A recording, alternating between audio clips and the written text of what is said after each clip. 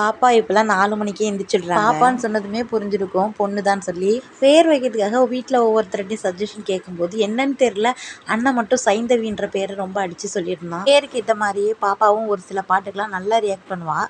சரி ஓகே இந்த பேரே வச்சிடலாம் அப்படி சொல்லி எனக்கும் ஓகே, சரணும் ஓகே. 2 மாதத்துக்கு முன்னாடிலாம் பாப்பா சிரிக்கிறதே ரொம்ப ரேர். இப்போலாம் அப்படி இல்லை, முகம் பார்த்து நல்லா சிரிக்கிறாங்க, விளையாடுறாங்க.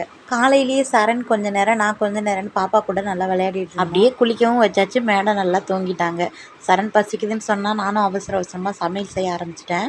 திடீர்னு ஒரு ஃபோன் கால் தான், சரண் கிளம்பி போயிட்டான். சரணுக்கு ட்ரம்ஸ் ப்ளே பண்ணுறதுனா ரொம்ப பிடிக்குமா, ஆனால் எனக்கு பிடிக்காதுன்னு சொல்லி அதை அப்படியே ஸ்டாப் பண்ணிட்டானாமா. எனக்கு தெரிஞ்சதுக்கப்புறம் எனக்கு எந்த பிரச்சனையும் இல்லாதனால அப்படின்னு சொன்னதுக்கப்புறம், உனக்கு பிடிச்சதை நீ பண்ணு அப்படின்னு சொன்னதுக்கப்புறம் ஓகே இப்போ அதில் இன்ட்ரெஸ்ட் எடுத்திருக்காங்க. சாப்பாடே வேணான்னு சொல்லி ஹரிவரியாக கிளம்பி போயிட்டான். பசிக்குதுன்னு சொல்லிட்டு சாப்பிடாம போயிட்டானேன்னு கொஞ்சம் மனசு தான் கஷ்டமாக இருந்துச்சு. அத்தையும் மாமாவும் வாசலில் உட்காந்து புளி உரிச்சிட்டு இருந்தாங்க. வீட்டில் ஒரு ஆட்டுக்குட்டி இருக்குது, அது திடீர்னு காணா போயிடும், வயலில் விட்டுருக்காங்க போல். அதை அடிக்கடி அம்மா வெட்டிட்டு பார்த்துட்டு இருந்தாங்க. நான் கொஞ்சம் பாப்பா எழுந்திரத்துக்குள்ளே வேலையில் தான் பார்க்கலாம் அப்படின்னு சொல்லி உள்ளே போயிட்டேன். சின்னதாக சத்தம் கேட்டால் கூட பாப்பாவை சமாளிக்க முடியாது, எழுந்திரிச்சிட்டாங்கன்னா ரொம்ப சத்தம் போடுவாங்க. அதனால் கழுவி வச்ச பாத்திரம்லாம் ஒன்று ஒன்றா ரொம்ப பொறுமையாக ஒன்று ஒன்றா பார்த்து எடுத்து வச்சுட்டு இருந்தேன்.